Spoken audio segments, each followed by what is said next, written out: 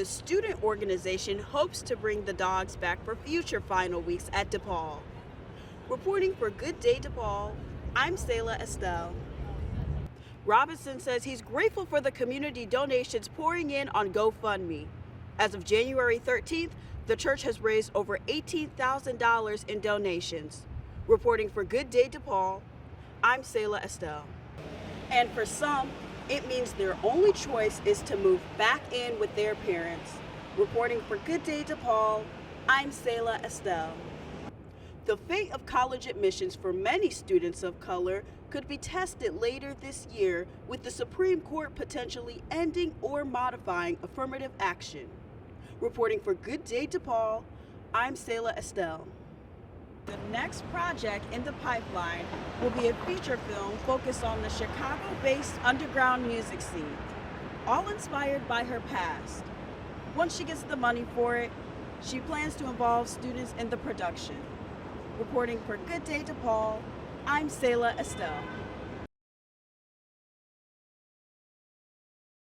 St. Vincent de Paul Church, a cherished institution near DePaul's Lincoln Park campus. On the night after Christmas, someone used a crowbar to break through a window. Church officials estimate that the person then stole as much as $10,000 from a safe and a donation bin, money donated during Christmas and Sunday masses. The people at the church knew there was a problem when they arrived the next morning at 8:30 because the safe was ajar, which was very unusual. And also there were crowbar marks on one of the external doors of the church. It was very evident. They're old wooden doors, and they've been tried to be pried open with a crowbar. There was some damage to window frames to the parish center, and then also doors into the sacristy of the church, which is sort of like a workroom area of the church, that had been completely pried open with crowbars. And in fact, the locks were completely destroyed. The director of operations at the church, Jennifer Olson, was also stunned by the robbery. "I was absolutely sick about it," she said in a statement in reaction to the break-in. So far, a suspect in the robbery has not been identified. Robinson says he's grateful for the community donations pouring in on GoFundMe. As of January 13th, the church has raised over $18,000 in donations. Reporting for Good Day DePaul, I'm Sela Estill. Communications professor Jay Baglia and his colleague, photojournalist and Professor Robin Hecker, collaborated on this digital photo mosaic of St. Vincent de Paul. Each tile in the mosaic includes a photo of a discarded mask found on the ground.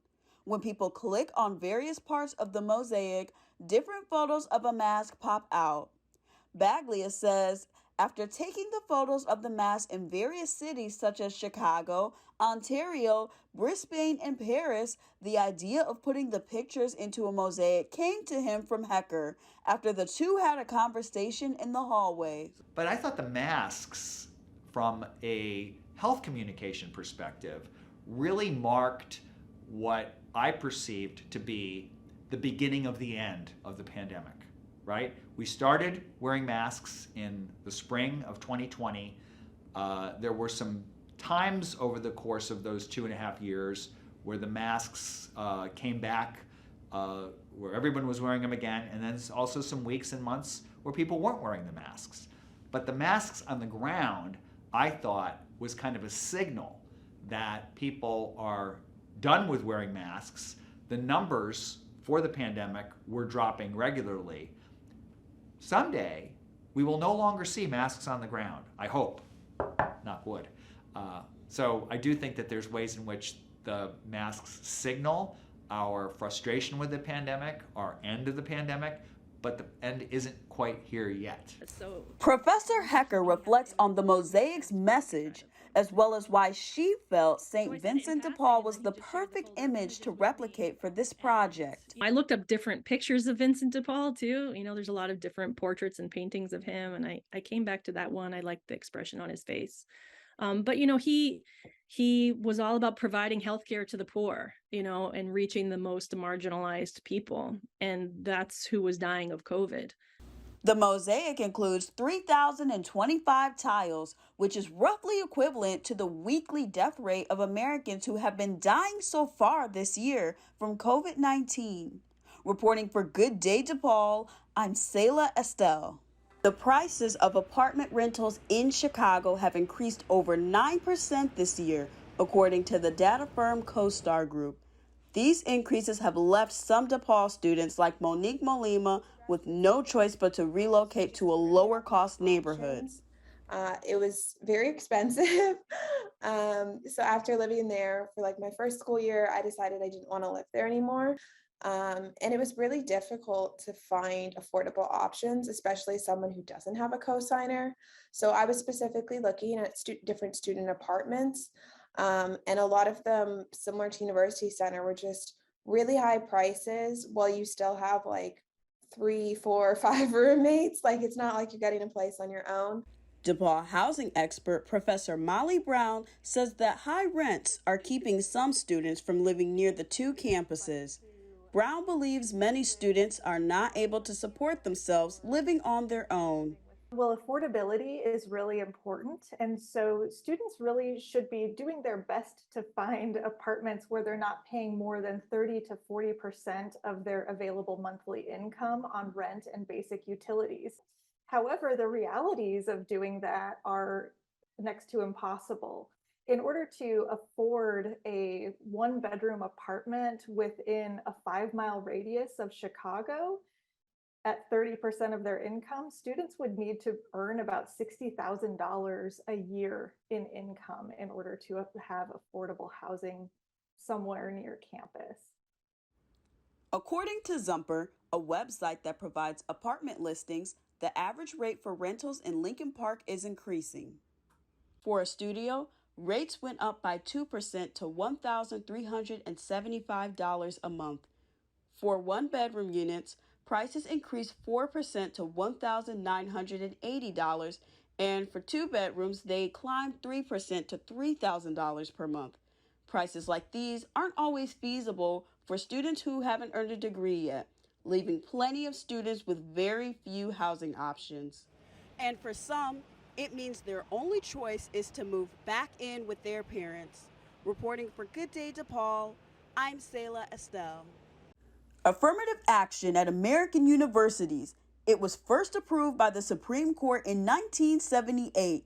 It meant colleges, under certain circumstances, could consider race as one of the factors in admitting students. This meant that more minorities could get into colleges, minorities like Blacks and Hispanics who historically had faced discrimination when applying to universities. Now, affirmative action programs could potentially be stripped away in the future. That's because the Supreme Court is considering 2 cases that claim affirmative action programs discriminate against white and Asian students. DePaul professor and senior journalist in residence Chris Bury breaks down what this could mean for schools across the nation. At the heart of the Supreme Court decisions before this, the Supreme Court has held that universities may use race as one of many factors in deciding admissions. Not that they should be able to discriminate on behalf of one race or ethnicity in favor of another, but that it should be considered. DePaul Jr. Jennifer DeZille is against the potential overturning and believes affirmative action brings diversity and inclusion to schools, which she feels is crucial to the college experience for students. She also says colleges have a history of giving preferences to certain students. For one, there are other methods of admission, such as legacy admissions, students that have parents that are donors. And I feel like affirmative action is a method of admissions that's the most wholesome and serves a greater purpose. And I think it's very important that colleges have a diverse space for these students to better understand one another and to learn one another through experiences. And after higher education, these students will be entering the workplace. And when they're at the workplace, they don't know who they'll encounter, who they'll have to work with and get along with. So I think it's very important that students have their own idea of everybody and not just maybe like what they've heard in the media or like their different biases and stereotypes. I think it's very important to have that inclusivity so students can unlearn stereotypes and better understand one another. But many conservatives like Edward Bloom say affirmative action is unfair. Classifying students by race and ethnicity, treating them differently because of their race and ethnicity, it's unfair. DePaul University, along with 56 other Catholic schools, signed a 44-page brief in support of affirmative action. DePaul President Robert Manuel said, quote, DePaul has an enduring commitment to educating diverse and underserved populations. Affirmative action is an important tool in fulfilling our mission and providing access to a high-quality education in a way that is equitable and just.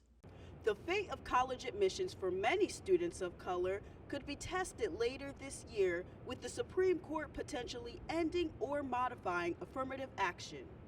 Reporting for Good Day DePaul, I'm Sela Estill. On November 14th, during finals week, students lined up at DePaul's Lincoln Park campus quad to spend some time with some furry friends, therapy dogs, to ease the tension of final exams. College of Science and Health Student Association members Jordan Hermasio and Gavin Salas were happy with the big turnout for the event.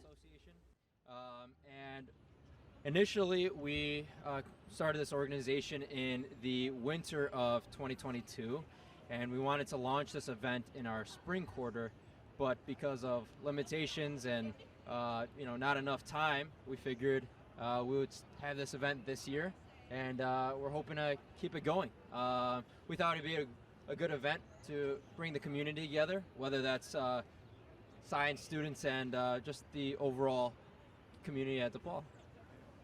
The goal with this event essentially comes down to having an opportunity for students within the DePaul community to have an opportunity to de-stress because of finals. We all know, we've been there. Finals can be a very daunting task for some. And for all, I'd say. So we really wanted to bring enrichment for the community members, specifically with like an interest to the DePaul Science and Health college students in mind, and in particular. And yeah, we coordinated with Medina Striner's therapy dog group. Very wonderful people, very great organization. They really do align with our values and mission, which is to harness community. I'm just really excited to see dogs because I miss mine a lot. Yep. Just de-stressing and excited to see some dogs. I just like dogs. I want to see them. The student organization hopes to bring the dogs back for future final weeks at DePaul. Reporting for Good Day DePaul, I'm Sela Estill.